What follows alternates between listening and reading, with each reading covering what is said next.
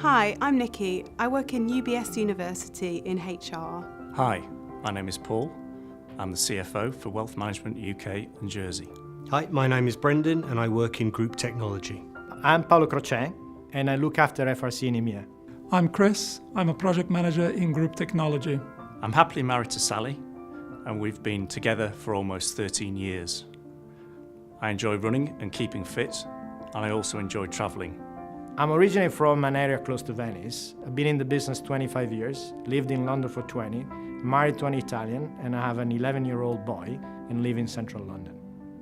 I live in Surrey and I have 2 kids. I'm married. One is 9, the other one is 14. So I have the joy of the teenagers at home. I live in Berkshire with my family, my lovely wife Melanie and my 2 sons, Matthew and James. I'm married and I have a little boy who's just coming up to 1. He keeps me busy. From an early age, I was aware of mental health issues. When I was growing up as a teenager, both my father and my older brother suffered from mental health problems. It became apparent to me that when I started work, I'd have to look after my own mental health. And this is something I've always tried to look after. A couple of years ago, I had a miscarriage, and I found this really affected me. Although I had lots of support from friends and family, I felt really lonely. And this is because although it's so common, up to 1 in 4 pregnancies can end in miscarriage, I feel that no one really talks about it. I've always been a bit melancholy, but in recent years my anxiety has got worse. This resulted in a shutdown of communications, which is what tends to happen to me. That badly affected my work, the firm and my line manager. In May 2015, on a sunny Monday morning, I was called into my boss's office. I first thought I was in trouble. Then I realized he called me in to tell me that a friend of mine had taken his own life the Sunday before. The impact was absolutely devastating. In 2016, just over a year after the news, I was myself diagnosed with depression. I then realized that diagnosis was just the beginning of the end, because this was something that was going on and I had to face up to the demons that were living within me.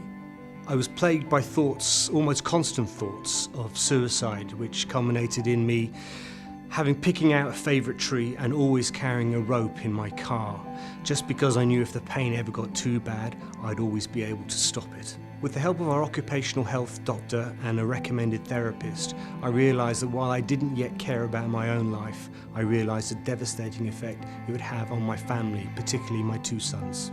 Due to work-related stress, my father suffered from depression for a number of years. I feel it's now time for people to start talking about mental health. In the 1980s, when he suffered from mental health problems, it was effectively a taboo. And whilst it was talked about within the family, it really wasn't talked about in the wider open public. I really struggled with my mental health, and at one point I felt really low and I couldn't see the light at the end of the tunnel, which was really scary. I've been going through a stressful time myself over the last 2 years, and the last Christmas I got a very nice present from my wife, who's starting to become a nutritionist this summer. I got obviously a personalized nutritional plan, but at the same time a few coaching sessions with a meditation coach that helped me a lot with my stress. That had a real impact in my professional performance, in the relationship with my colleagues, but at the same time it made me a happier father and husband at home. I'm determined, on behalf of my dad, to promote mental health awareness and encourage people to talk to each other, and where necessary, reach out to others and share their problems. It was a video similar to this one that helped me face that challenge and overcome it. My message, I suppose, is to reach out. There's always going to be someone there, whether it's a colleague, whether it's a friend, family, or even the firm itself. They've been there to help me and they will help you too. The therapy really helped me to understand that I was in fact grieving and I needed time in order to get better. I spoke to my manager, who was really supportive, and explained that I needed to have more flexible working, but that ultimately my output would not be affected. Luckily, he was really understanding.